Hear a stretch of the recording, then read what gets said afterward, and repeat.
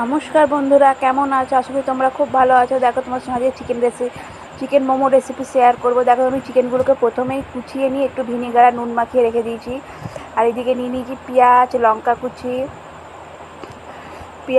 লঙ্কা কুচি আর আদা কুচি আর রসুন কুচি।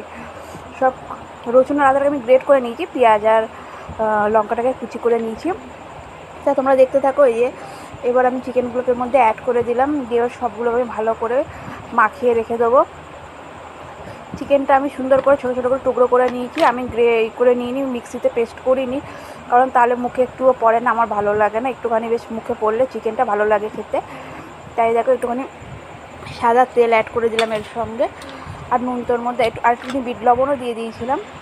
তা দেখো, ভালো করে মাখিয়ে আমি এটাকে রেখে দিয়েছি। আর এইদিকে ময়দাটাকে আমি 1 ঘন্টা আগে একটু তেল আর নুন দিয়ে মাখিয়ে ঢাকা দিয়ে রেখে দিয়েছিলাম। ময়দাটাও সফট হয়ে গেছে।